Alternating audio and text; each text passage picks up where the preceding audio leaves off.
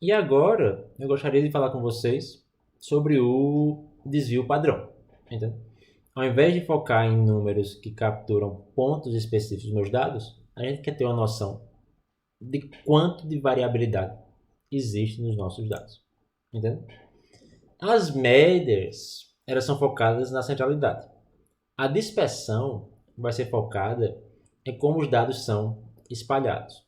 Quando uma medida de dispersão, desculpa, ela é próxima de zero, isso quer dizer que os dados não se espalham.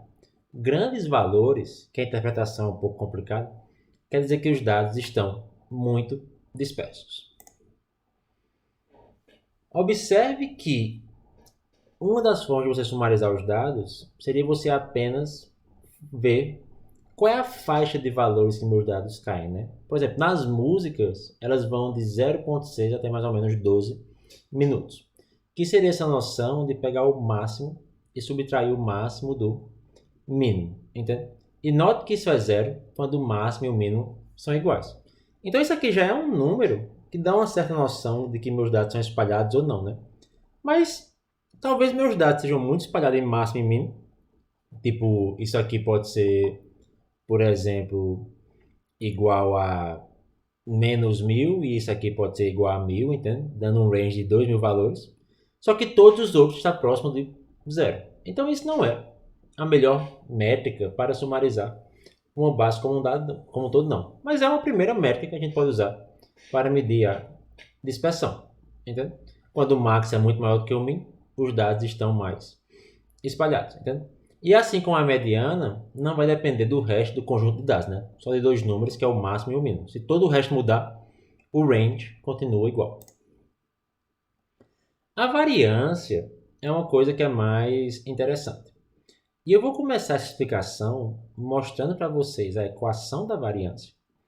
E depois eu vou dar uma intuição de por que a gente montou essa equação aqui específica e um pouco esquisita. Entendeu? O que a variância fala? Se vocês lembram, a média, que eu chamei aqui de x barra, é uma medida de centralidade. Xi menos x barra dá uma noção de quando cada ponto, ou quanto cada ponto, desvia com relação a essa média. A variância nada mais é do que uma média dessas dispersões, entende? O quanto cada ponto está distante da sua média. Só que a gente fez dois truques aqui. Um deles foi elevar ao quadrado, então é xi menos x barra ao quadrado. E o outro foi dividir por n menos 1. Essa divisão por n menos 1, ela pode ser vista como uma forma de tirar uma média. Está aqui a média das dispersões. Por que o menos 1 é um pouco confuso para muito aluno. Aqui tem um link que explica um pouco mais sobre isso. Eu vou ter um vídeo falando só sobre isso, né? Mas note que no somatório eu tenho o quanto cada ponto está distante da sua média. E eu elevo ao quadrado também, porque isso é uma necessidade. Se eu não levar ao quadrado, a variância sempre vai ser igual a zero.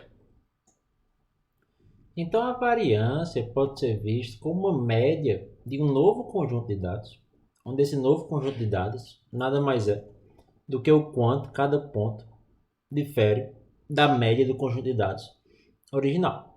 Entende? É uma média estranha, porque a gente divide por n menos 1, mas de qualquer forma, dividir por n ou n menos 1, assim, a diferença de maiúsculo e minúsculo aqui foi só um typo mesmo, um erro de digitação, mas de qualquer forma, dividir por n ou n menos 1, quando os dados crescem muito, tipo, dividir por 1000 ou 999, por exemplo, não muda muito. Algumas bibliotecas, tipo o NumPy, vão simplesmente dividir por n, pois é mais simples. E aqui eu tenho um outro artigo que explica por que dividir por n não é um problema tão grande. Mas a intuição é essa, né? Quando é dados muito grandes, dividir por 1 milhão ou 999.999 vai ser quase a mesma coisa. Então isso é o que é chamado da variância da amostra. A variância vai estar na unidade quadrada, né? Porque aquilo é uma distância ao quadrado. Então, por exemplo, se isso aqui é metros, isso aqui é metros, a média, metro menos metro dá metro, isso aqui eu tenho metros ao quadrado. Entendeu?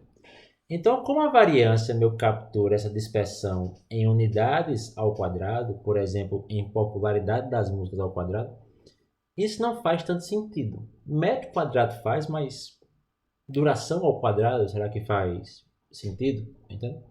E é por isso que o desvio padrão, ou apenas S, nada mais é do que a raiz quadrada da variância, meio que retornando os dados para a unidade original. Se eu pego as músicas e a duração delas, o método data.describe do Pandas vai me dar uma noção geral de tudo que nós falamos na aula. A quantidade de músicas, qual é a média, qual é o desvio padrão, a raiz da variância, entende? A dispersão não é tão grande, é mais ou menos 0,80 segundos. Qual é o mínimo, qual é o máximo e os 3 quartis que a gente fez para montar o boxplot. E no próximo vídeo eu exploro um pouco mais a variância, descrevendo esse n-1 e por que a gente levou as coisas ao quadrado. Obrigado!